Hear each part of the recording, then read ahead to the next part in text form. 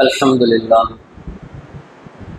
إن الحمد لله نحمده ونستعينه ونستغفره ونعوذ بالله من شرور أنفسنا ومن سيئات أعمالنا من يهده الله فلا مضل له ومن يضلله فلا هادي له أشهد أن لا إله إلا الله وأشهد أن محمدا عبده ورسوله أما بعد فقد قال الله تعالى في القرآن العظيم وفي الفرقان المجيد أعوذ بالله من الشيطان الرجيم بسم الله الرحمن الرحيم يا أيها الناس اتقوا ربكم الذي خلقكم من نفس واحدة وخلق منها زوجها وبث منهما رجالا كثيرا ونساء واتقوا الله الذي تساءلون به والأرحام إن الله كان عليكم رقيبا وقال الله تعالى يا أيها الذين آمنوا اتقوا الله حق تقاته ولا تموتن إلا وأنتم مسلمون وقال الله تعالى يا أيها الذين آمنوا اتقوا الله قولوا قولا سديدا يصلح لكم أعمالكم ويغفر لكم ذنوبكم ومن يطع الله ورسوله فقد فاز فوزا عظيما وقال نبينا صلى الله عليه وسلم إن أصدق الحديث كتاب الله وأحسن الهدي هدي محمد صلى الله عليه وسلم وشر الأمور محدثاتها وكل محدثة بدعة وكل بدعة ضلالة وكل ضلالة في النار رب اشرح لي صدري ويسر لي أمري واحلل عقدة من لساني يفقهوا قولي அளவற்ற அருளாளனும் நிகரற்ற அன்புடையவனுமாகிய எல்லாம் வல்ல அல்லாஹுக்கே புகழ் அனைத்தும் உரித்தாகட்டுமாக. அல்லாஹுவின் சாந்தியும் சமாதானமும் நபிகள் நாயகம் ஸல்லல்லாஹு அலைஹி வஸல்லம் அவர்கள் மீதும் அவர்களுடைய குடும்பத்தார்கள் மீதும் அவர்களுடைய வாழ்க்கையை பின்பற்றி வாழ்ந்த சஹாபாக்கள் மீதும் தாபியீன்கள் மீதும் தபா தாபியீன்கள் மீதும் இந்த ஜும்ஆவினுடைய வணக்கத்தினை நிறைவேற்றுவதற்காக அமர்ந்திருக்கிற நம் அனைவரின் மீதும் என்றென்றும் வச்சாமல் நிலவட்டுமாக. கண்ணியத்திற்குரிய எல்லாம் வல்ல அல்லாஹுவின் நல்லடியார்களே, அல்லாஹ் ரப்பல் ஆலமீன் இந்த உலகத்துல மனித சமுதாயத்தை பாவங்களை அதிகமாக செய்கிற ஒரு சமுதாயமாக நம்மை படைத்திருக்கிறார். அப்படி பாவம் செய்கிற செயல்பாடுகளிலிருந்து இந்த உலகத்துல நம்மை பாதுகாத்துக் கொள்வதற்கு, அந்த தீமையான காரியங்களிலிருந்து நம்மை தற்காத்து நம்முடைய வாழ்க்கையை சீர்படுத்திக் கொள்வதற்கான ஏராளமான வழிமுறைகளை அல்லாஹு ரப்புல் ஆலமீன் திருமறை குர்ஆனின் மூலமாகவும் நபிகள் நாயகம் ஸல்லல்லாஹு அலைஹி வஸல்லம் அவர்கள் தங்களுடைய வழிகாட்டுதலின் மூலமாகவும் நிறைய வழிமுறைகளை நமக்கு சொல்லியிருக்கிறாங்க. என்னென்ன வழிமுறைகள் இருக்கிறது என்று பார்த்தோமேயானால் அதுல முதலாவது சொல்ல வேண்டுமேயானால் நம்மினுடைய வணக்க வழிபாடுகள், இறைவனால் கடமையாக்கப்பட்டிருக்கிற வணக்கங்களை நாம் நிறைவேற்றுகிற பொழுது அந்த வணக்கங்கள் நம்மை பாவமான காரியத்திலிருந்து தீமையிலிருந்து தடுக்கக்கூடிய கேடயமாக இருக்கிறது என்பதை பார்க்கிறோம். குர்ஆன்ல அல்லாஹ் ரப்பல் ஆலமீன் தொழுகையை பற்றி சொல்லுகிறான். தொழுகையை குறித்து அல்லாஹ் சொல்லும் பொழுது இன்ன ஸலாத்த தன்ஹா அனில் ஃபஹ்ஷாஇ வல் முன்கர், இந்த தொழுகை எப்படியானது என்று சொன்னால் வெட்கக்கேடான காரியங்களில் இருந்தும் தீமையான காரியங்களில் இருந்தும் உங்களை தடுக்கும் என்று அல்லாஹ் சொல்லுகிறார். தொழுகை எப்படியானது? நாம் செய்கிற வெட்கக்கேடான காரியங்களில் தீமையான காரியங்களில் இருந்து நம்மை தடுக்கக்கூடிய ஒன்றே என்று அல்லாஹ் சொல்லக்கூடியதை பார்க்கிறோம். அதே மாதிரி அல்லாஹ்வுடைய தூதர் அவர்கள் நோன்பை குறித்து சொல்லி காட்டினான். நோன்பை பற்றி அல்லாஹ்வுடைய தூதர் அவர்கள் சொல்லும் பொழுது அஸ்ஸியாமு ஜுன்னத்துன், நோன்பு ஒரு கேடயம் அப்படின்னான். நோன்பு எப்படிப்பட்டது என்று சொன்னால் ஷைத்தானுடைய தீங்குதலில் இருந்து பாவமான காரியத்தை செய்வதிலிருந்து நம்மை தடுக்கக்கூடிய ஒரு கேடயமாக நோன்பு இருக்கிறது என்று அல்லாஹ்வுடைய தூதர் விளக்கி இருக்கிறாங்க. அப்ப இந்த மாதிரி நிறைய நிகழ்வுகள், நிறைய செயல்பாடுகள் என்ன செய்யுது அப்படின்னா மனிதன் இந்த உலகத்தில் பாவமான காரியங்களில் இருந்து தடுத்து கொண்டு தன்னுடைய வாழ்க்கையை சீர்படுத்திக் கொள்வதற்கான வழிமுறைகள் நிறைய இருக்கிறது. அதுல மிகப்பெரிய ஒரு அருளாக இறைவன் நமக்கு தந்திருக்கிறது எது அப்படின்னு சொன்னால் மரணத்தினுடைய சிந்தனை. ஒரு மனிதனுடைய உள்ளத்துல இந்த மரணத்தை குறித்த எண்ணம் வந்துவிட்டது என்று சொன்னால் அவனுடைய வாழ்க்கை நிலை எப்படி இருக்கும் அப்படின்னா அவனுடைய வாழ்க்கை முழுவதுமாக சரிப்படுத்திக் கொள்ளப்பட்ட, அவனுடைய வாழ்க்கையில் பாவமான காரியங்களில் இருந்து தடுத்து வாழ்வதற்கான, வாழ்க்கையை அழகான முறையில சீர்படுத்தி வாழ்வதற்கு இந்த மரண சிந்தனை என்கிற எண்ணம் இருக்கிறதே மிகப்பெரிய ஒரு பாக்கியமாக இருந்து கொண்டிருக்கிறது. அல்லாஹ்வுடைய தூதர் அவர்கள் அதனால என்ன செஞ்சாங்கன்னு சொன்னா மரணத்தை குறித்து சொல்லுகிற பொழுது அல்லாஹ்வுடைய தூதர் அவர்கள் சொன்னார்கள், அக்ஸிரு ஸிக்ர ஹாதிமில் லஸாத், உலகத்துல இருக்கிற அத்தனை ஆசைகளையும் தகர்க்கக்கூடிய, உலகத்துல இருக்கிற எல்லா இன்பங்களையும் முறித்து ஒண்ணும் இல்லாமல் ஆக்கக்கூடிய இந்த மரணத்தை நீங்கள் அதிகமாக நினைவு கூறுங்கள் அப்படின்னா, வெறுமன நினைவு கூறுங்கள்னு சொல்லல, அக்ஸிரு அதிகமாக என்ன செய்யுங்க, நினைவு கூறுங்கள் என்று அல்லாஹ்வுடைய தூதர் அவர்கள் பயன்படுத்தியிருக்கிற வார்த்தையை பார்க்கிறோம். ஒரு மனிதனுடைய உள்ளத்துல மரணத்தினுடைய சிந்தனை எண்ணம் அதிகமாக வந்துவிட்டது என்று சொன்னால் உலகத்துல இருக்கிற அத்தனை ஆசைகளும் என்ன செஞ்சிடும், அவனுடைய உள்ளத்துல அந்த அளவு கூட இருக்காது, மொத்தமா காலியா போயிடும். அப்படியான மரணத்தை அதிகமாக நினைவு கூற வேண்டும் என்று அல்லாஹ்வுடைய தூதர் அவர்கள் நமக்கு சொல்றாங்க. ஆனால் இன்றைக்கு நம்முடைய நிலை மரணத்தை பற்றிய நினைப்பதில் நம்முடைய சிந்தனை எப்படி இருக்கிறது? யதார்த்தமாக ஒரு மனிதன் மரணத்தை நினைவு கூறுகிறான் என்று சொன்னால் எந்த நேரத்துல நினைவு கூறுறாங்க? நாம் இருக்கக்கூடிய இடத்துல ஏதாவது ஒரு விபத்து ஏற்பட்டு அந்த இடத்துல ஏதாவது ஒரு மனிதர் அந்த இடத்திலேயே மரணிப்பாரையானால், அதை நாம் கண்கூடாக பார்த்தோமேயானால், அதை பற்றி பேசுகிறேன் ஒரு 2-3 தினங்களுக்கு அந்த மரணத்துடைய சிந்தனை உள்ளத்துல இருக்கும். அதை தாண்டி நாம இருக்கிற பகுதிகளில் ஏதாவது ஒரு மரணத்தினுடைய செய்தியை செவிமடுக்கிறோம் என்று சொன்னால், இந்த செய்தியை செவிமடுக்கும் பொழுது நம்முடைய உள்ளத்துல என்ன செய்தி, அவர் மரணித்து விட்டார், நாம என்ன செய்வோம், விரைவாக மரணிக்க இருக்கிறோம் என்கிற எண்ணம் அந்த ஒரு சில நிமிடங்கள் நம்முடைய உள்ளத்திலே தோன்றுகிறது. அதை தாண்டி உறவுகள் மரணிச்சாங்கன்னா அது ஒரு 3 நாட்கள் 4 நாட்களுக்கு என்ன செய்யும், அந்த மரணத்தினுடைய சிந்தனை நம்முடைய உள்ளத்துல பதிந்து கொண்டே இருக்கும். இந்த நிகழ்வுகள் எதுவும் சில நாட்கள் நம்ம கண்ணு முன்னாடி நடக்கல, நாம காதுகளால் செவிமடுக்கல அப்படின்னு சொன்னா அந்த சிந்தனை என்பது நம்முடைய உள்ளத்துல அறவே இல்லாமல் போய்விடுகிற சூழல்களை பார்க்கும். அல்லாஹ்வுடைய தூதரவர்கள் எதை அதிகமாக நினைவு கூற வேண்டும் என்று சொன்னார்களோ அந்த மரணத்தை குறித்த சிந்தனை இன்றைக்கு நம்மள்ட்ட அதிகமா இருக்குதா? உலகத்தை பற்றிய சிந்தனை அதிகமாக இருக்கிறதா? ஒரு இடத்துல ஒரு 5 நபர்கள் 2 நபர்கள் ஒன்று கூடி உட்கார்றோம். ஒன்று கூடி அமர்ந்து பேசப்படுகிற பேச்சுக்கள் எதை குறித்த பேச்சுக்களாக இருக்கிறது?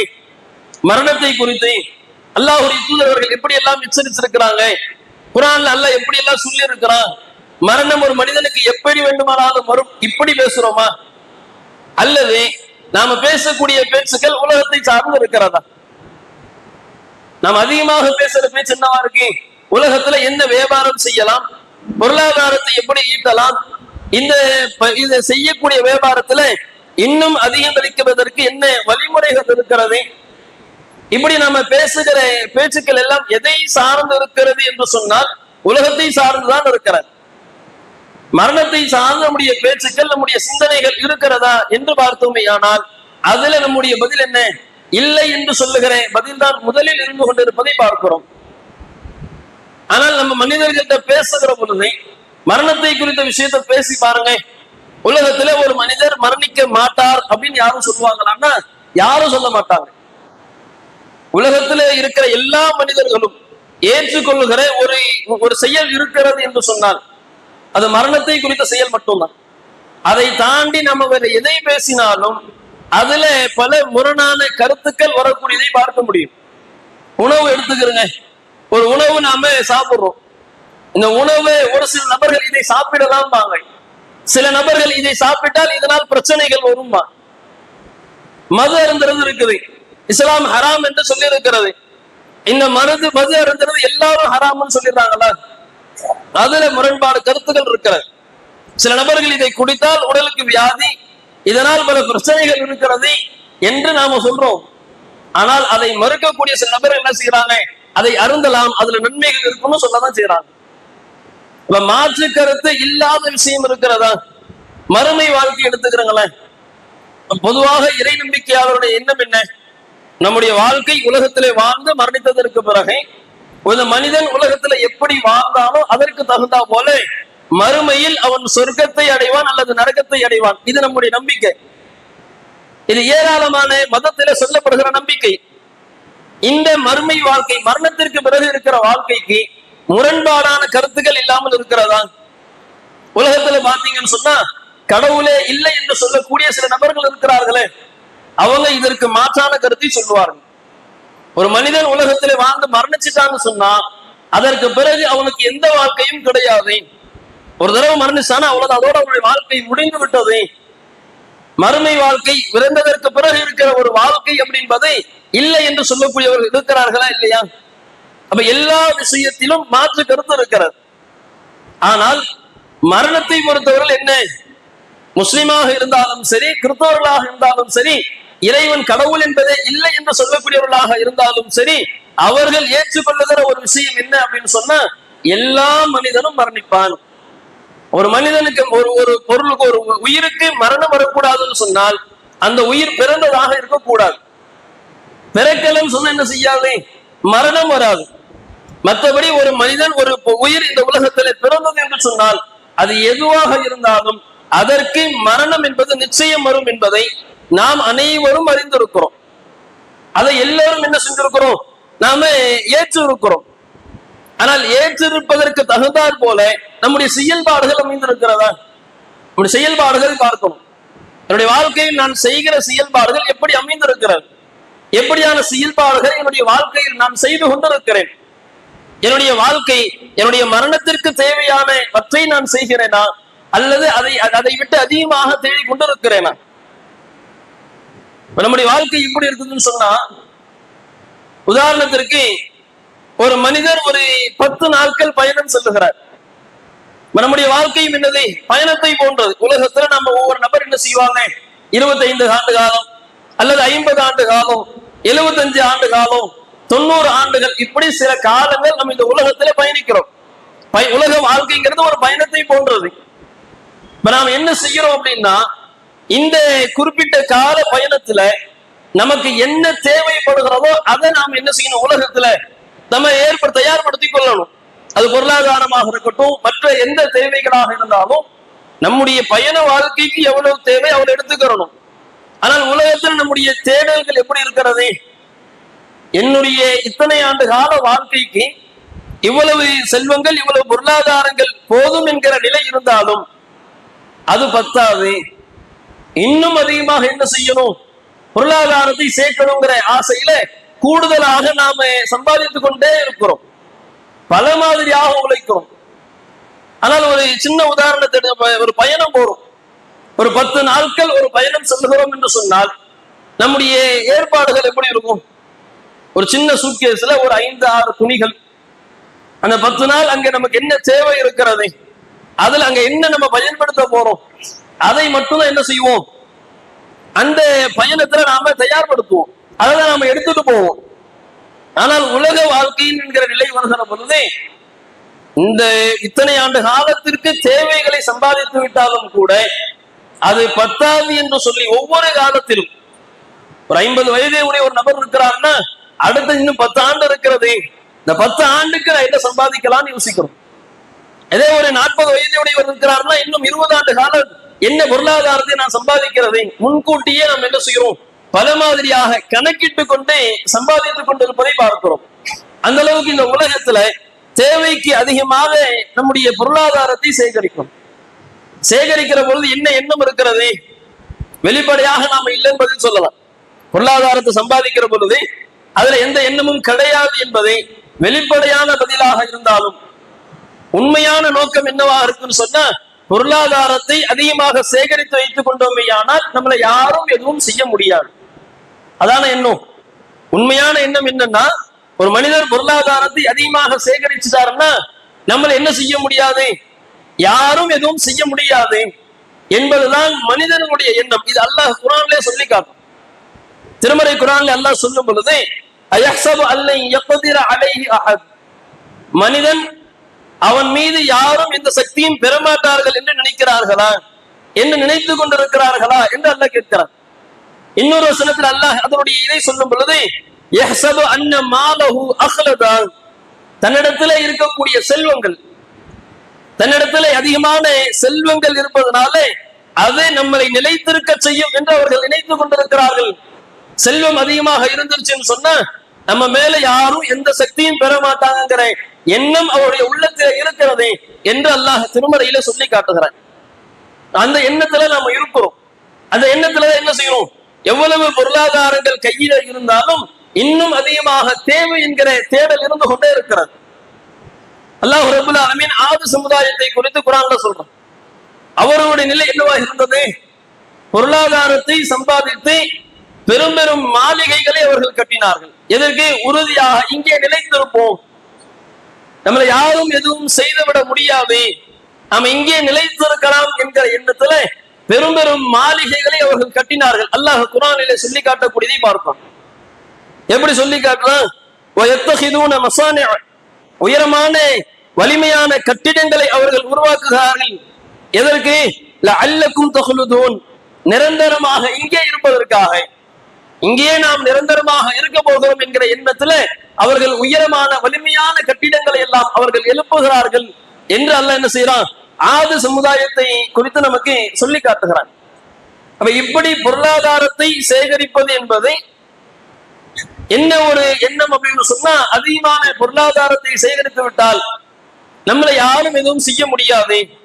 எப்படியான ஒரு சூழல்கள் ஏற்பட்டாலும் அந்த சூழல்ல இருந்து நம்ம என்ன செஞ்சிட முடியும்? பொருளாதாரம் இருந்தது என்று சொன்னால் அதில் இருந்து வெளிவந்து விடலாம் என்கிற எண்ணம் நம்முடைய உள்ளத்தில் என்ன செய்து ஆழமாக பதிந்திருப்பதை பார்க்கிறோம். இந்த அளவுக்கு இன்றைக்கு மனிதனுடைய உள்ளத்துல மரணத்தை குறித்த எண்ணம் கடுகளவும் இல்லாமல் இருக்கிறது என்று சொன்னால் நம்ம நிறைய நிகழ்வுகளை பார்க்கிறோம். ஒரு விபத்து நம்முடைய உள்ளத்துல எந்த அளவுக்கு இன்னைக்கு மரணத்தை குறித்த பயம் இல்லாமல் இருக்கு அப்படின்னு சொன்னா, எல்லா மனிதர்களும் மரணிப்பார்கள். நம்ம நேரடியாக கேட்கும் பொழுது என்ன செஞ்சிடும்? ஆமா மரணிப்போம், உலகத்துல மரணிக்காதவர்கள் யாருமே கிடையாதுன்னு வாயால் சொல்லிடுவோம். ஆனால் அதை உள்ளம் ஏற்று இருக்கிறதா அப்படின்னு சொன்னால் நம்முடைய செயல்பாடுகளை பார்க்கிற பொழுது என்ன செஞ்சிடும்? நம்ம உள்ளம் அதை ஏற்றுக்கல என்பதை புரிந்து கொள்ள முடியும். எந்த அளவுக்கு சில இடங்கள்ல ஒரு நபருக்கு ஏதாவது ஒரு விபத்து ஏற்படுகிறது என்று சொன்னால், ஒரு விபத்து, ஒரு ஆக்சிடென்ட் நடந்துருச்சு. ஆக்சிடென்ட் ஆன அந்த இடத்துல இருந்து உயிருக்கு போராடி கொண்டிருக்கிற அந்த நபரை என்ன செய்யறோம்? அழைத்து கொண்டு போய் மருத்துவமனையில சேர்க்கிறோம். அப்ப அங்க இருக்கிற மருத்துவர்கள் அவர்களுக்கான முதல் உதவியை செய்து முடித்ததற்கு பிறகு வெளியில வந்து என்ன செய்கிறாரே, ஒரு வார்த்தையை சொல்லுகிறார். என்ன வார்த்தை? ஒரு 10 நிமிஷம் லேட்டா கொண்டு வந்தீங்கன்னு சொன்னா இவருக்கு என்ன செஞ்சிருக்கும்? இவர் மரணம் அடைஞ்சிருப்பாரு, இறந்திருப்பார் என்கிற செய்தியை சொல்கிறார்கள் என்றால் நம்முடைய உள்ளத்தை எவ்வளவு பெரிய ஒரு மகிழ்ச்சி வரும். 10 நிமிஷத்துக்கு முன்னாடி கொண்டு வந்து சேர்த்ததுனால அவருடைய உயிரை காப்பாற்றி விட்டோம் என்கிற பேச்சு வருகிறதா இல்லையா? இப்ப மரணம் என்பது எல்லா மனிதர்களுக்கும் இருக்கிறது. இந்த இடத்துல நாம அவரை காப்பாற்றியது நோயிலிருந்து காப்பாற்றுறோமா, மரணத்திலிருந்து காப்பாற்றி இருக்கிறோமா? பேசுகிற பேச்சு, சொல்லுகிற வார்த்தை என்ன? மரணத்திலிருந்து அவரை காப்பாற்றி விட்டோம். 10 நிமிஷம் லேட்டா வந்து அவர் உயிர் போயிருக்கும். இப்ப அவர் எதிலிருந்து இருந்து காப்பாற்றி இருக்கிறோம்? மரணத்திலிருந்து அவரை காப்பாற்றி விட்டோம் என்று பேசுகிற வார்த்தைகளை பார்க்கிறோம். நம்முடைய எண்ணமும் அப்படித்தான் இருந்து கொண்டு இருக்கிறது. ஆனால் அல்லாஹ் ரப்பல் ஆலமீன் நமக்கு என்ன செய்யறான்? மரணத்தை குறித்து அழகாக ஒரு பாடத்தை சொல்லி தருகிறான். என்ன பாடம் சொல்லி தரான்? இந்த உலகத்துல நாம எவ்வளவு நோய்களுக்கு ஆளாக்கப்பட்டாலும், எவ்வளவு மருத்துவர்களை சென்று சந்தித்தாலும், எத்தனை பிரச்சனைகளில் இருந்து தப்பித்து வந்தாலும் நாம் போய் சேரக்கூடிய இடம் எதுன்னு சொன்னா நம்முடைய மரணம். நம்ம என்ன நினைக்கிறோம்னா, மரணம் நமக்கு பின்னாடி வருதுன்னு நினைக்கிறோம். மரணம் என்ன செய்கிறது? விரட்டி வருகிறது. ஒரு விபத்து ஏற்பட்டு அதுல இருந்து நாம தப்பித்திருக்கிறோம்னு சொன்னா மரணத்திலிருந்து தப்பிச்சிட்டோம். அப்படி அல்ல. நாம் போகக்கூடிய இடமே எதுவாக இருக்குதுன்னு சொன்னால் மரணத்தை நோக்கிதான் இருக்கிறது என்று இறைவன் திருமறையில் தெளிவாக சொல்லுகிறான். அல்லாஹ் சொல்லி காட்டும் பொழுது, புல் நபியே நீங்கள் சொல்லுங்கள், இன்னல் மௌத்தல்லதி தஃபிர்ரூன மின்ஹு, எந்த மரணத்தை கண்டு நீங்கள் விரண்டு ஓடுகிறீர்களோ, மரணம் பின்னாடி வருதுன்னு சொல்லி என்ன செய்யறோம்? நாம ஒவ்வொரு இடங்களில் இருந்து தப்பித்து ஓடிக்கொண்டே இருக்கிறோம். அல்லாஹ் சொல்லுகிறான், ஃபஇன்னஹு முலாகீக்கும், அது உங்களை சந்திக்க உள்ளதுன்றான். பின்னாடி வந்து பிடிக்கும்னு சொல்லல. நீ போறேன்னு சொன்னா எங்க நீ போறியோ, நீ போற இடமே மரணத்தை நோக்கிதான் இருக்கிறது. நீ போற இடத்துல உனக்கு முன்னாடி உன்னை வந்து சந்திக்கும் என்று என்ன செய்யறான்? இறைவன் திருமறையில் சொல்லி காட்டுவதை பார்க்கிறோம். மரணத்தை நோக்கி நம்முடைய வாழ்க்கை எதை நோக்கி சென்று கொண்டிருக்கிறது என்றால், உலகத்துல எவ்வளவு பொருளாதாரங்களை சம்பாதித்தாலும், உலகத்துல எவ்வளவு செல்வங்களை சேகரித்து வைத்திருந்தாலும், என்ன கஷ்டப்பட்டாலும் சரி, நாம் சென்று கொண்டிருக்கக்கூடிய பயணம் பாதை என்பதை நம்முடைய மரணத்தை நோக்கிதான் இருக்கிறது என்பதை நாம் என்ன செய்யணும்? புரிந்து கொள்ள வேண்டும். அதே தருணத்துல இந்த உலக வாழ்க்கையை பொறுத்தவரையில் ஒவ்வொரு நபரும் எப்படி இருக்கிறோம்னு சொன்னா, ஒரு கனவுல இருக்கும். என்ன கனவு? ஒரு 60 ஆண்டு கால என்னுடைய வாழ்க்கை இருக்குது. ஒரு 25 வயது மாணவர், ஒரு இளைஞர் இருக்கிறாருன்னா அவருடைய எண்ணம் என்ன? இப்பதான் 25 வயசு ஆகுது, இன்னும் நான் வாழ்வதற்கு 60 ஆண்டு காலம், அப்படின்னா அதுல இன்னும் ஒரு 35 ஆண்டு கால வாழ்க்கை பேலன்ஸ் இருக்குது, அல்லது ஒரு 45 ஆண்டு வாழ்க்கை மீதம் இருக்கிறது. ஒரு 40 வயசு ஆயிடுச்சுன்னு சொன்னா அவருடைய எண்ணம் என்ன? இன்னும் நான் ஒரு 30 வருஷம் என்ன செய்வேன், உலகத்துல வாழுவேங்கிற மாதிரி ஒரு கணக்கை போட்டுக்கொண்டு நம்முடைய வாழ்க்கையை நகர்த்துகிறோம். ஆனால் எவ்வளவு இது ரொம்ப பெருசா பார்க்கிறோம். ஒரு 60 ஆண்டு கால வாழ்க்கை, 70 ஆண்டு கால வாழ்க்கை என்பது நம்முடைய பார்வையில் என்ன செய்தேன்? ஒரு பெரிய வாழ்க்கையாக தெரிகிறது. ஆனால் உண்மையில் அது ரொம்ப பெரிய ஒரு வாழ்க்கையான்னு சொன்னா அந்த இடத்தில இருந்து பார்க்கிற பொழுது அது ஒரு பெரிய விஷயமாகத்தான் தெரியும். அதுல இருந்து வெளியில வந்து அந்த வாழ்க்கையை யோசிச்சோமே ஆனால் அது என்ன செய்யாது, ரொம்ப சின்னதா தெரியும். உதாரணத்துக்கு சொல்லணும்னா பள்ளிக்கூடங்களை படிக்கக்கூடிய படித்து முடித்தவர்கள் இருப்பாங்க, இப்ப படிச்சுட்டு இருக்கிறவங்களும் இருப்பாங்க. பள்ளிக்கூடத்துல படிக்கிறவங்களுக்கு இந்த காலகட்டம் என்பது ரொம்ப பெருசா தெரியும். ஒரு 13 ஆண்டு கால பள்ளி படிக்க வேண்டும் என்று சொன்னால் அது ஒவ்வொரு வருடமும் அவங்களுக்கு கடந்து போறது என்ன செய்யும், ரொம்ப கடுமையான ஒன்றாக தெரியும்.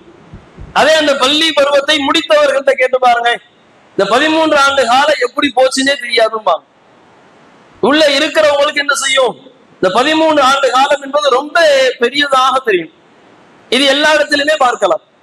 ரமதான் மாதம் நோன்புல எடுத்துக்கிறேங்க, ரமதான் மாதம் அல்லது மற்ற நாட்களிலோ நாம் நோன்பு வைக்கிற பொழுது கூட அங்க இருந்து பார்க்கும் பொழுது என்ன செஞ்சிடும், ஒரு 10 நிமிஷங்கிறது ரொம்ப பெருசா தெரியும். நோன்பு காலையில இருந்து நோன்பு வச்சிருக்கும். காலை 5 மணிக்கு ஃபஜ்ருடைய பாங்கு சொன்னாங்கன்னு சொன்னா இந்த ஃபஜ்ருடைய பாங்கில இருந்து எதையும் சாப்பிடாம எதையும் குடிக்காம ஏறத்தாழ ஒரு 8 மணி நேர காலங்கள் கழிக்கிறது ஒரு பெருசாவே தெரியாது. 6:15 நோன்புக்கு திறப்பதற்கு பாங்கு சொல்றாங்கன்னா ஒரு 6:05 நாம் என்ன செஞ்சிருவோம், சபை அந்த நோன்பு திறப்பதற்காக அமர்ந்திருப்போம். இந்த 10 நிமிடத்துல பாத்தீங்கன்னா நோன்பு கஞ்சி தயார் பண்ணி வச்சிருப்போம், ஜூஸ் குடிக்கிறதுக்கு ரெடி பண்ணிடுவோம், பேரிச்சம்பழத்தை தயார் பண்ணி எல்லாம் ரெடி பண்ணி அந்த 10 நிமிஷம் வச்சு டைம் பார்த்தா 2 நிமிஷம் தான் போயிருக்கும். மனசு என்னடா இவ்வளவு வேலை பார்த்துருக்கோம், 2 நிமிஷம் தான் போயிருக்கான்னு தெரியும். 10 நிமிஷம் கழிச்சு நோன்பு திறந்துட்டு அந்த 10 நிமிஷம் அதுக்கு பிறகு யோசிச்சு பாருங்க, வெறும் 10 நிமிஷங்கிறது ஒரு பெருசாவே தெரியாது. இப்ப ஒவ்வொரு செயல்பாடுகளும் அதற்குள் இருந்து பார்க்கிற போது பெருசாகத்தான் தெரியும். இந்த உலக வாழ்க்கையை அதிகமாக நாம் நேசிக்காமல் இருக்க வேண்டும் என்று சொன்னால் முதல்ல என்ன செய்யணும்னா உலகத்துல இருந்து நாம நேசிக்க, உலகத்துல இருந்து அந்த உலக வாழ்க்கையை பார்க்க கூடாது. அதுல இருந்து என்ன செய்யணும், வெளியே வந்து உலக வாழ்க்கை எப்படியானது என்பதை நாம யோசிக்கணும். இதை நம்மளால சொல்ல முடியாது. இந்த உலக வாழ்க்கையில் 60 ஆண்டு கால வாழ்க்கை எப்படியான ஒரு வாழ்க்கை நம்மளால சொல்ல முடியுமா? நம்மளால சொல்ல, ஏன்னா நம்ம மரணிச்சிருவோம். ஒரு 70 வயது வரையிலும் ஒருவர் வாழ்ந்து மரணித்ததற்கு பிறகு இந்த 70 ஆண்டு கால வாழ்க்கை எப்படியான ஒரு வாழ்க்கைன்னு அவரால் சொல்ல முடியாது, ஏன்னா அவர் மரணிச்சிருப்பார். ஆனால் அல்லாஹ் ரப்பல் ஆலமீன் என்ன செய்யறான்னு சொன்னா இந்த காலங்கள் என்பது எப்படியான காலங்கள், எவ்வளவு நாட்கள் நாம வாழ்ந்திருக்கிறோங்கிறத அல்லாஹ் சொல்லி காட்டும். உலக வாழ்க்கை இறைவனுடைய பார்வையில எவ்வளவு அற்பமான இருக்குதுன்னு பார்க்கும். ஒரு மனிதர் எவ்வளவு ஆண்டுகள் உலகத்தில் வாழ்ந்தாலும் அல்லாஹ் ரப்பல் ஆலமீன் ஏராளமான வசனங்களில் சொல்லுகிறான். அதுல முதலாவது வசனத்தில் அல்லாஹ் சொல்லும் பொழுது யதகாஃபதுன பைனஹும், மறுமை நாள்ல சில மனிதர்கள் தங்களுக்குள் இரகசியமாக பேசிக் கொள்வார்கள். என்ன பேசிக்கிறாங்க, இல்லபிஸ்தும் இல்லா அஷரா, பூமியில 10 நாட்கள் மட்டும்தான் நாம வாழ்ந்திருக்கிறோம். எவ்வளவு ஆண்டுகள் வாழ்ந்திருந்தாலும் பூமி அவங்க பேசிக்கிறாங்க, பூமியில எவ்வளவு நாள் வாழ்ந்திருக்கிறோம், 10 நாட்கள் தான் என்ன செஞ்சிருக்கிறோம், நாம பூமியிலே வாழ்ந்திருக்கிறோம் என்று சொல்லி ரகசியமாக அவர்கள் பேசிக் கொள்வார்கள் அப்படின்னு அல்லாஹ் சொல்றான். அடுத்த வசனத்தில் அல்லாஹ் சொல்லும் பொழுது அதுல இருக்கிற அறிவாளிகள் சில நபர்கள் ரொம்ப அறிவு சார்ந்து பேசுறவங்க இருப்பாங்கல்ல, அவங்க என்ன செய்வாங்கன்னு சொன்னா அங்க இருக்கிற மக்களிடத்துல சொல்லுவாங்க, இல்லபிஸ்தும் இல்லா யௌமன், 10 நாள் வாழ்ந்தேன்னு சொல்ற, இல்லபிஸ்தும் இல்லா யௌமன், நீங்க ஒரே ஒரு நாள் தான் பூமியில வாழ்ந்துட்டு வந்தீங்கம்பாங்க. 60 ஆண்டு கால வாழ்க்கை மறுமையில பேசும்போது எவ்வளவு நாளா இருந்தே, ஒரே ஒரு நாள் தான் பூமியில வாழ்ந்து வந்திருக்கிற அப்படின்னு அங்க இருக்கிற அறிவு சார்ந்தவர்கள் பதிலளிப்பார்கள் அப்படின்னு நல்லா சொல்றாங்க. இன்னும் சில வசனங்கள் எப்படி சொல்லுகிறது, மறுமை நாள்ல அல்லாஹ் ரப்பல் ஆலமீன் தன்னுடைய அடியார்களிடத்துல கேட்பான், கால கம் லபிஸ்தும் ஃபில் அர்தி அதத சினீன், வருடங்களின் எண்ணிக்கையில எத்தனை ஆண்டுகள் இந்த பூமியில் நீங்கள் வாழ்ந்தீர்கள். அல்லாஹ் மனிதர்களை பார்த்து கேட்கிற கேள்வி. மறுமை நாள்ல அல்லாஹ் என்ன செய்வான், மனிதர்களை பார்த்து கேள்வி கேட்பான், கம் லபிஸ்தும் ஃபில் அர்தி அதத சினீன், ஆண்டுகளின் எண்ணிக்கையில பூமியில எத்தனை ஆண்டுகள் நீங்கள் வாழ்ந்தீர்கள்.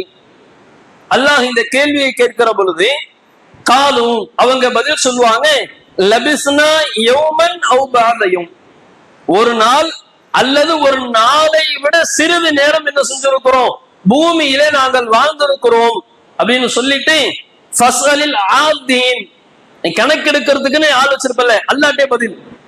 அல்லாட்ட என்ன பதிலே?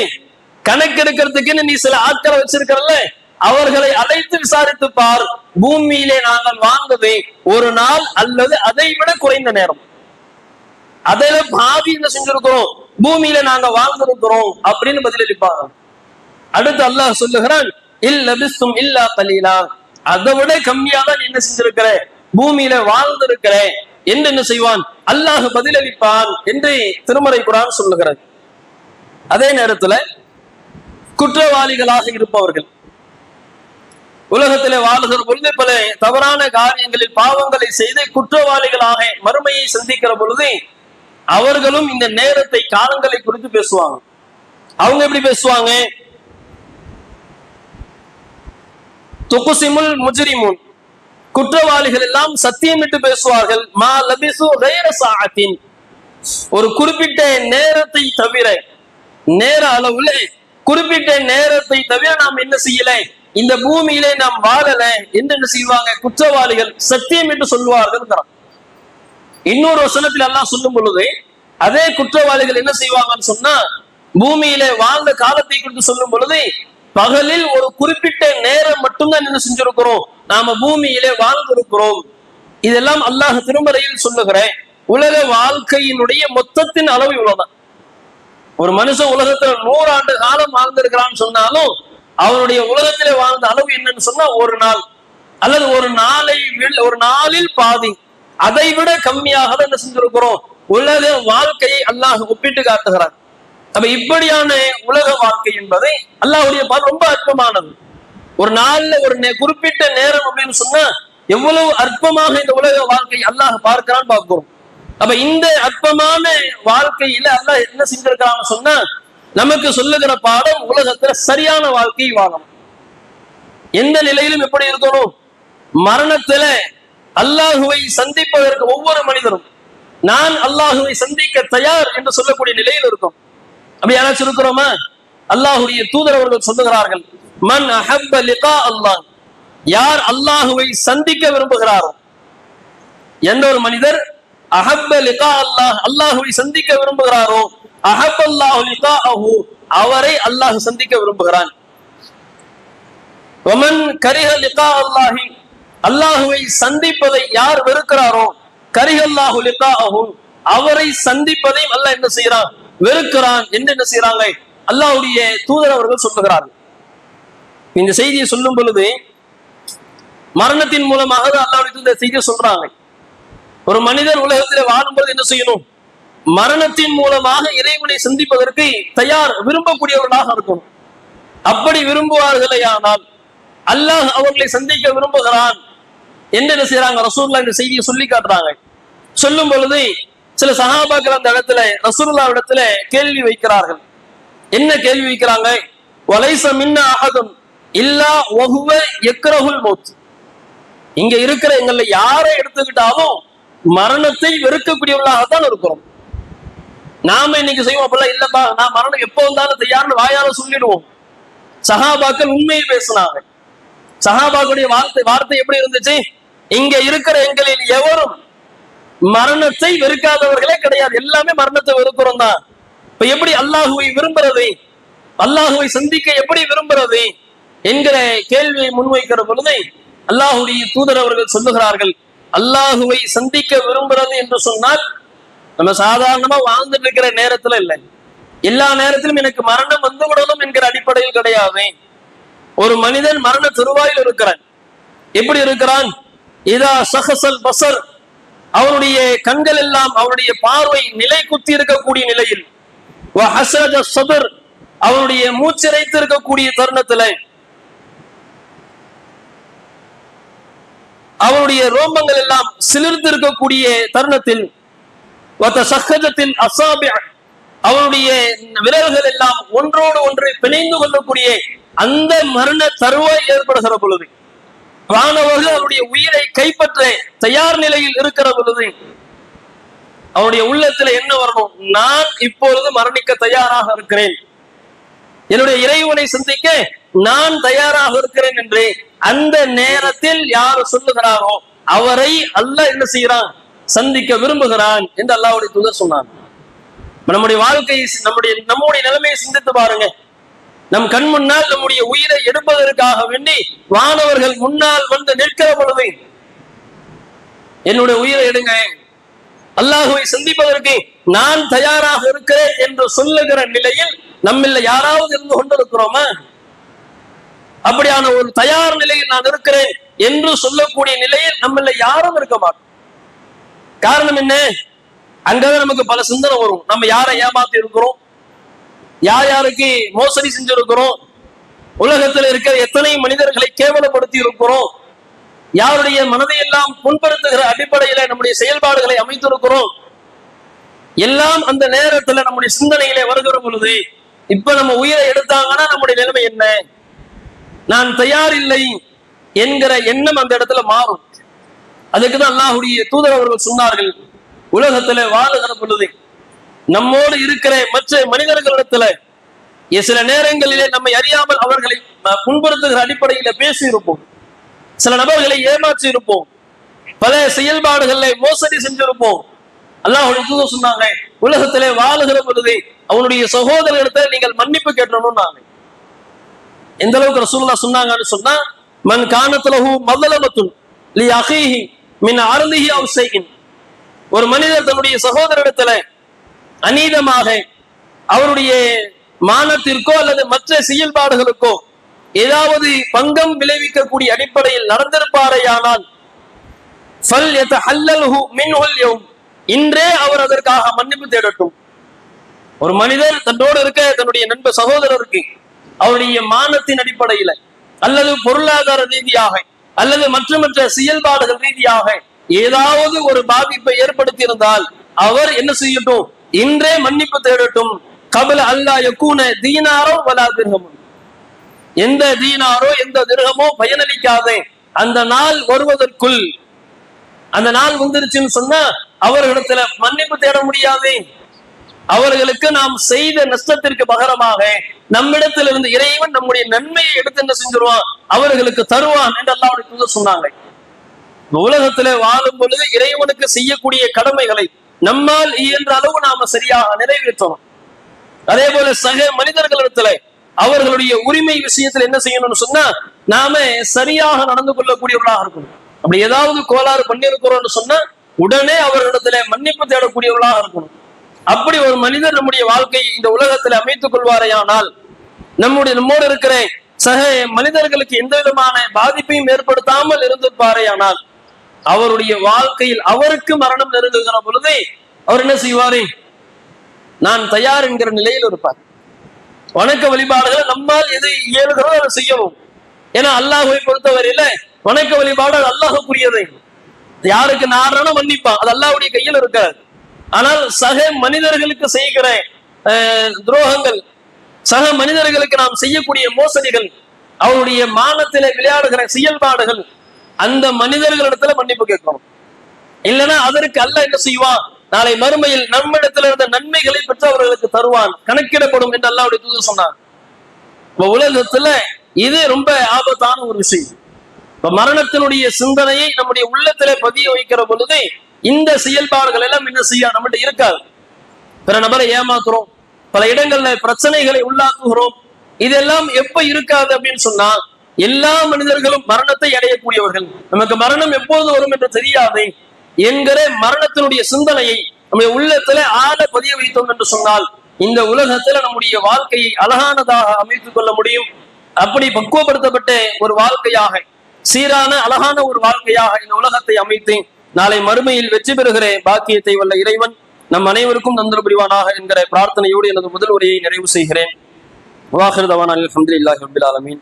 அஸ்ஸலாமு அலைக்கும் வரஹ்மத்துல்லாஹி வபரகாத்துஹு.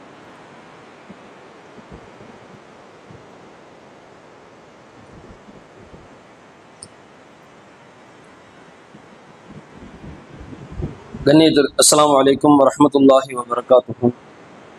அளவற்ற அருளாளனும் நிகரற்ற அன்புடையவனுமாகிய எல்லாமல்ல அல்லாஹுக்கே புகழ் அனைத்தும் குறித்தாகட்டுமாக. கண்ணியத்திற்குரிய எல்லாமல்ல அல்லாஹுவின் நல்லடியார்களே, இந்த ஜும்மாவினுடைய முதல் உரையில் மரணத்தின் சிந்தனை என்பது ஒவ்வொரு மனிதருடைய உள்ளத்திலும் ஆழமாக பதிய வைக்க வேண்டும் என்றும், அப்படி ஆழமாக பதிய வைக்கிற பொழுது இந்த உலக வாழ்க்கையின் மீது இருக்கிற ஆசைகள் அற்று முழுக்க முழுக்க நாளை மறுமைக்காக, நாளை மறுமையில் என்னை அல்லாஹுவை சந்திப்பதற்கு நான் தயார் நிலையில் இருக்க வேண்டும் என்கிற அடிப்படையில் நம்முடைய வாழ்க்கையை அமைத்துக் கொள்ள முடியும் என்பது குறித்து ஒரு சில செய்திகளை இந்த ஜும்மானுடைய முதல் உரையில் நாம் பார்த்தோம். அதனுடைய தொடர்ச்சியாக இந்த உலகத்துல வாழுகிற பொழுது எப்படி பிற மனிதர்களுக்கு நாம் எந்த வகையிலும் அநீதம் இழைத்துவிடக் கூடாது, அதுல எப்படி கண்ணும் கருத்துமாக இருக்க வேண்டும் என்று சொன்னோமோ, அதே போன்று வணக்க வழிபாடுகளை செய்வதிலும் நம்மிடத்துல அதிக ஆர்வம் இருக்கும். உலகத்துல வாழுகிற பொழுது நாம் நல்ல அமல்களை செய்யல என்று சொன்னால், நாளை நம்முடைய மரணத்தை நெருங்கக்கூடிய தருணத்துல சில கால அவகாசங்களை இறைவனிடத்துல கேட்டால் அல்லாஹ் என்ன செய்வான்? கால அவகாசத்தை தரமாட்டான். இதை நிறைய வசனங்களில் சொல்லி காட்டுகிறேன். அதுல ஒரு வசனம் எப்படி சொல்லுகிறது என்று சொன்னால், இந்த மனிதர்களிடத்துல மரணம் நெருங்குகிற பொழுது இந்த மனிதர்கள் என்ன செய்வாங்க? சொல்லுவாங்கல்ல, அல்லி அமலு சாலிஹன் ஃபீமா தரக்தும், என்னிடத்துல இருக்கக்கூடியவைகளிலிருந்து நான் நல்ல அமல்களை செய்வதற்கு சில காலங்கள் எனக்கு என்ன செய்யுங்க, என்னை திருப்பி அனுப்புங்க அப்படின்பாங்க. மரணம் நெருங்குகிற பொழுது என்னை என்னோட உயிரை எடுத்துடாதீங்க, என்கிட்ட இருக்கக்கூடியவற்றிலிருந்து நான் நன்மைகளை செய்வதற்கு என்னை திருப்பி அனுப்புங்கன்னு சொல்லி அந்த இடத்துல புலம்புகிற பொழுது அல்லாஹ் என்ன பதிலளிக்கிறான்னு சொன்னா, கல்லா, அப்படி இல்லை, இன்னஹா கலிமத்துன் ஹுவ காயிலுஹா, அது அவருடைய வாய் வார்த்தை என்று அல்லாஹ் பதிலளிப்பான். என்னை திருப்பி அனுப்புனா நான் நன்மை செய்யறேன்னு அந்த இடத்துல என்ன புலம்புனாலும் அல்லாஹுடைய பதில் என்னவா இருக்கும்? இது அவருடைய வாய் வார்த்தை, அவங்க உண்மையாக இதை சொல்லல என்று என்ன செய்வான்? இறைவன் பதிலளிப்பான் என்று திருமறை குர்ஆன் நமக்கு சொல்லுகிறது. காரணம் என்ன?